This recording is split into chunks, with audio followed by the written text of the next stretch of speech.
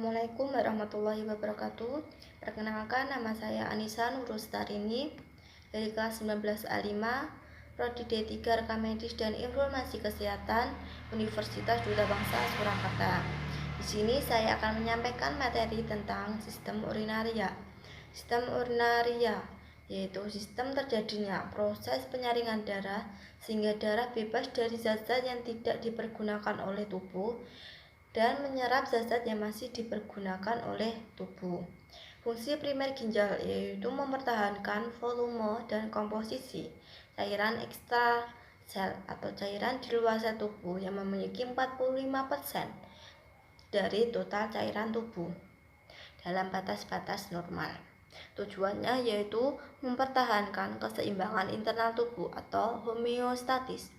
Sistem urinaria terbagi menjadi 4. Yang pertama, ginjal, yaitu mengeluarkan sekret atau senyawa yang dihasilkan oleh kelenjar urin. Yang kedua, ureter, yaitu menyalurkan urin dari ginjal ke kantung kemih.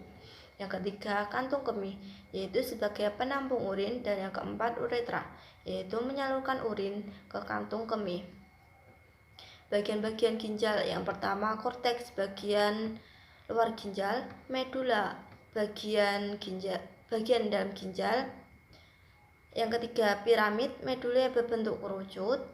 Yang keempat, kolumna betini, yaitu bagian korteks yang mengelilingi piramid. Yang kelima, papilaris berlini, yaitu papila dari tiap piramid. Yang keenam, pelvis, yaitu reservoir utama sistem pengumpulan ginjal. Yang ketujuh, calyx minor, bagian ujung pelvis berbentuk seperti cawan. Dan kedelapan, calyx mayor, kumpulan calyx dari beberapa calyx minor. Anatomi dan fisiologi sistem endokrin. Yang pertama, ginjal. Ginjal berbentuk seperti kacang. Untuk orang dewasa, panjangnya sekitar 12-13 cm, lebarnya 6 cm, dan beratnya 120-150 gram. Permukaan atas dan bawah serta pinggir korteks ginjal berbentuk konveks, sedangkan pinggir medialnya berbentuk konkav karena adanya hilus. Struktur yang masuk atau keluar dari ginjal melalui hilus antara lain arteri dan vena renalis, saraf, dan pembuluh getah bening. Fungsi ginjal, yang pertama, pengeluaran zat sisa organik. Yang kedua, pengaturan konsentrasi ion-ion penting. Yang ketiga, pengaturan keseimbangan asam basa tubuh. Yang keempat, pengaturan produksi eritrosit. Yang kelima, pengaturan tekanan darah. Yang keenam, pengendalian terhadap konsentrasi glukosa darah dan asam amino darah. Lapisan-lapisan ginjal. Setiap ginjal terbungkus selaput tipis atau kapsula renalis berupa jaringan fibrus. Lapisan ginjal terbagi atas lapisan luar dan lapisan dalam. Lapisan luar disebut lapisan korteks atau substantia corticalis, dan lapisan dalam disebut medula atau substantia medullaris. Fisiologi ginjal yaitu mengatur volume air atau cairan dalam tubuh. Yang kedua, mengatur keseimbangan osmotik dan mempertahankan keseimbangan ion optimal dalam plasma atau keseimbangan elektrolit. Yang ketiga, mengatur keseimbangan asam basa cairan tubuh. Yang keempat, ekskresi sisa hasil metabolisme. Yang keempat, fungsi hormonal dan metabolisme.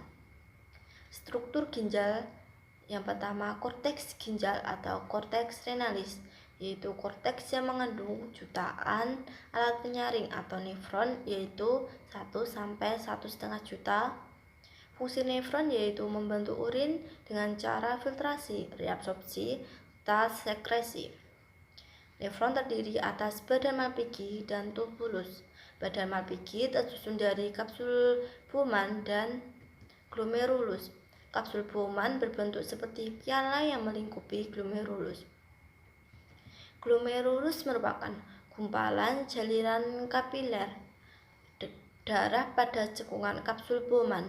Pembuluh yang menuju glomerulus disebut arteriole afferent, sedangkan pembuluh yang meninggalkan glomerulus disebut arteriole efferent.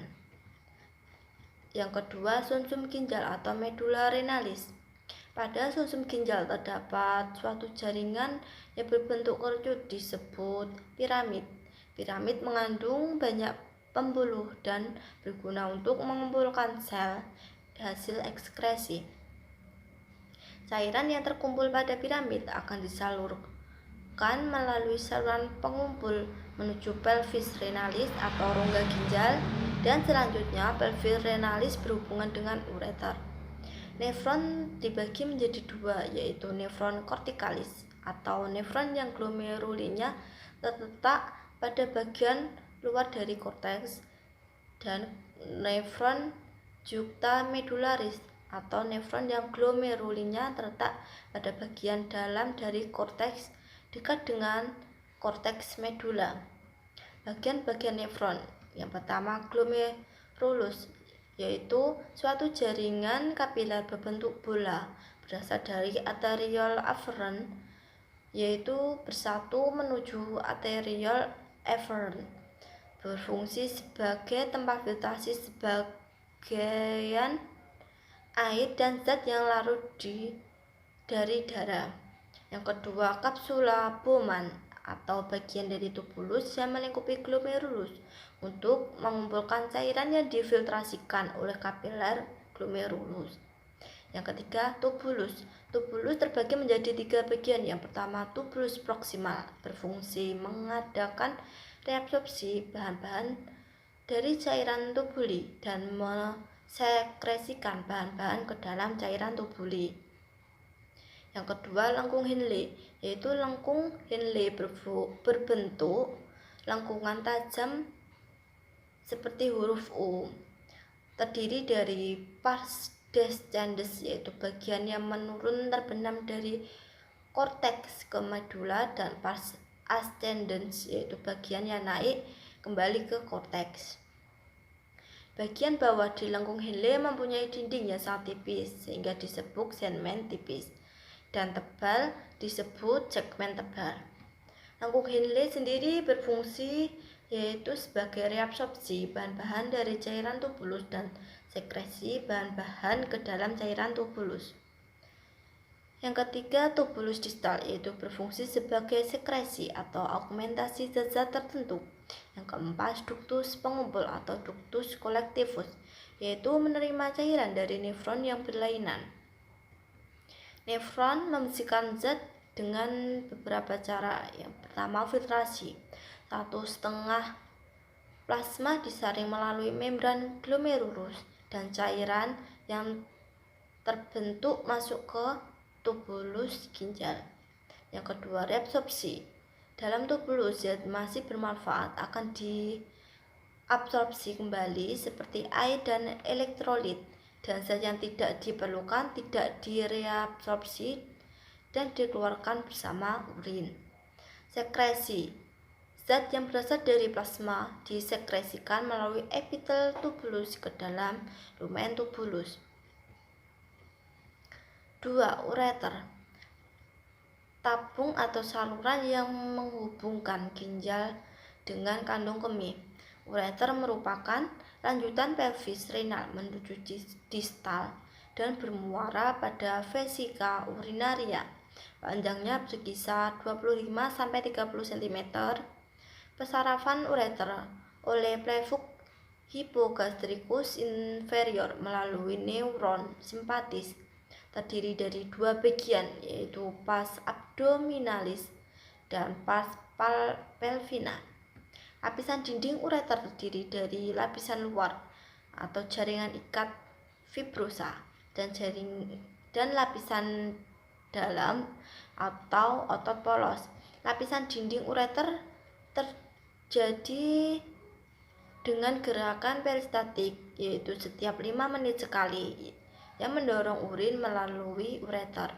Yang ketiga, vesika urinaria atau bladder atau kandung kemih, merupakan kantung berongga yang dapat direnggangkan oleh volumenya dapat disesuaikan dengan mengubah status kontraktil otot polos dan dindingnya. Berfungsi sebagai reservoir urin yaitu 200-400 cc. Vesika urinaria mempunyai 3 bagian. Yang pertama apex, corpus, dan fundus. Yang keempat uretra, merupakan saluran sempit yang berpangkal pada kandung kemih serta berfungsi menyalurkan air kemih keluar.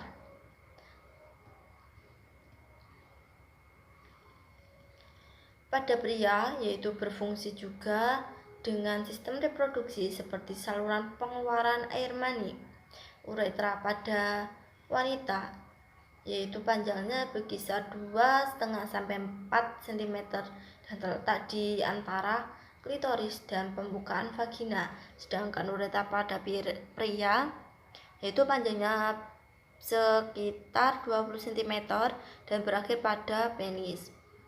Uretra pada pria dibagi menjadi 4 bagian, yaitu pertama pars prostatica letak sebelum kelenjar prostat, yang kedua pars prostatica terletak di prostat, yang ketiga pars membranosa sekitar 1,5 cm di lateral atau tepi terdapat kelenjar bulbourethralis, yang keempat pars spongiosa atau cavernosa sekitar 15 cm dan melintas di korpus spongiosum penis atau jaringan ekskresi.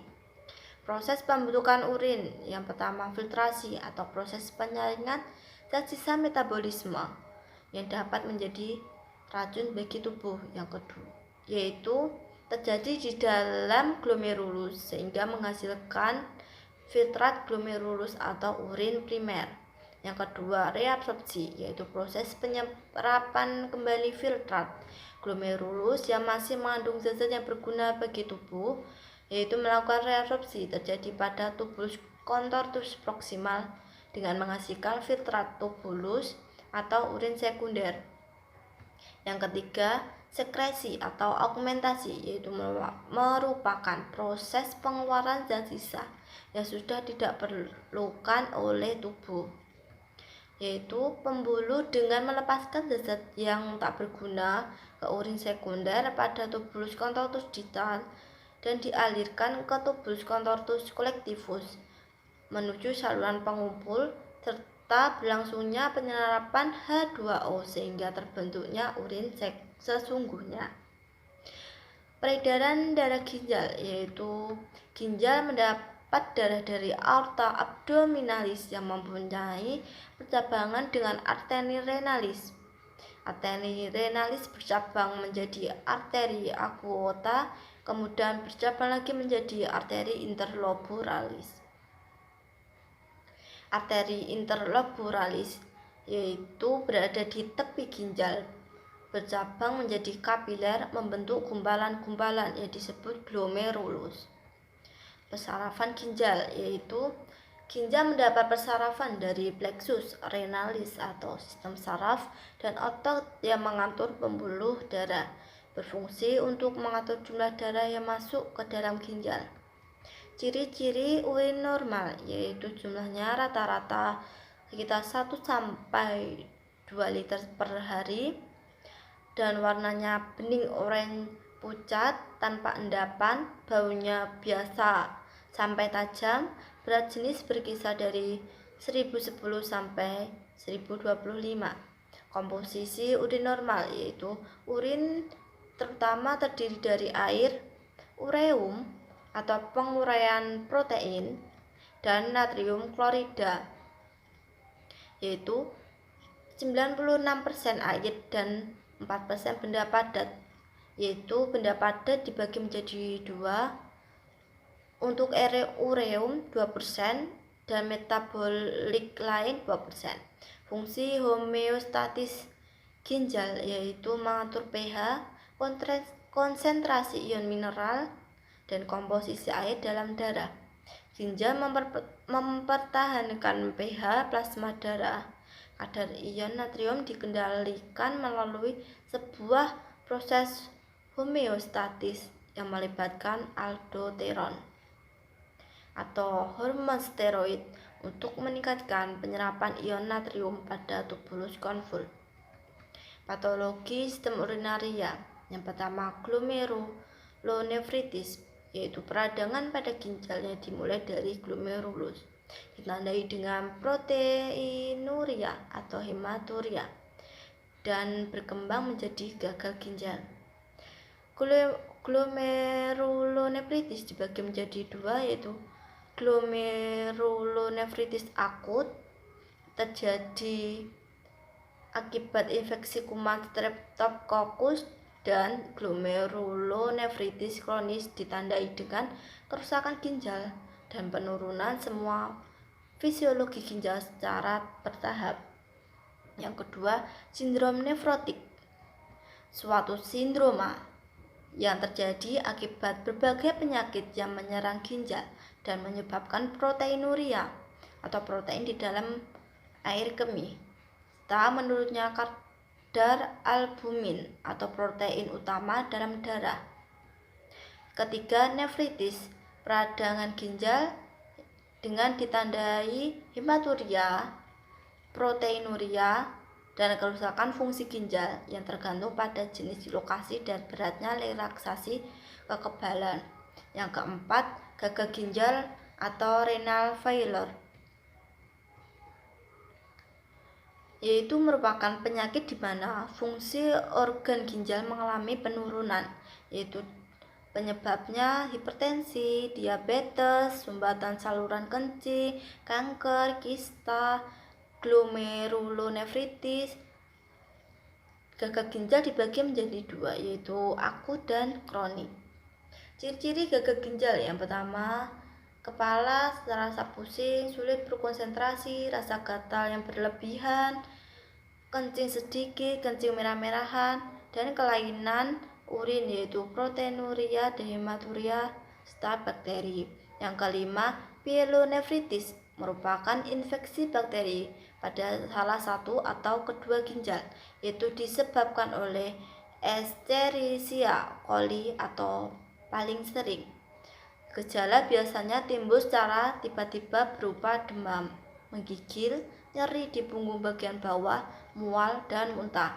Yang keenam, hidronefrosis atau penggebungan ginjal, yaitu mengakibatkan tekanan balik terhadap ginjal karena aliran air kemih tersumbat. Yang ketujuh, batu ginjal, yaitu batu yang terbentuk di sepanjang saluran kemih dan menyebabkan nyeri, perdarahan, penyumbatan aliran kemih atau infeksi.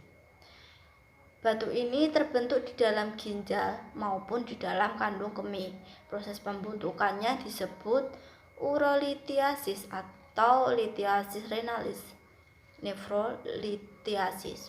Yang kedelapan, vesicoureteral reflux adalah aliran balik urin dari kandung kemih ke ureter karena kelemahannya.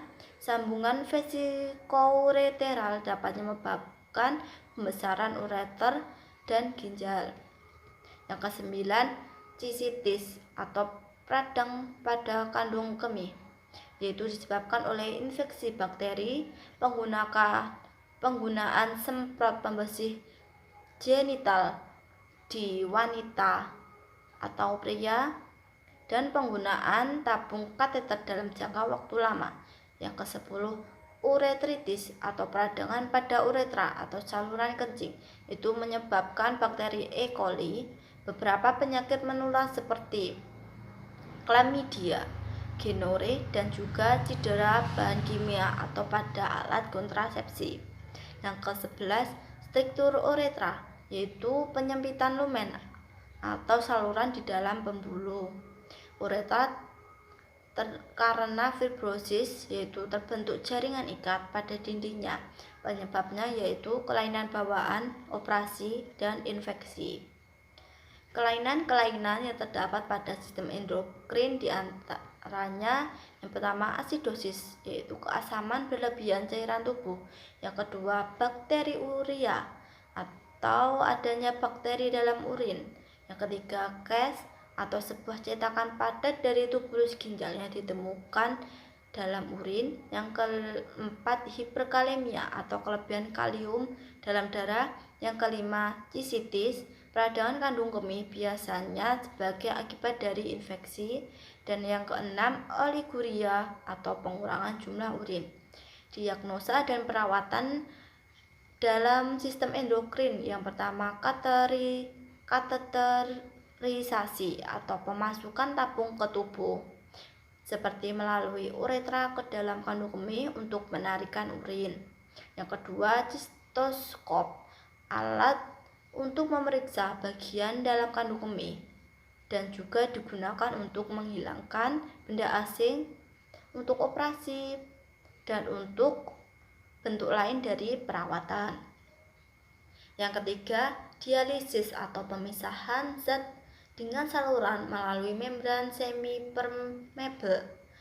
Dialisis digunakan untuk membersihkan tubuh dari zat-zat yang tidak diinginkan.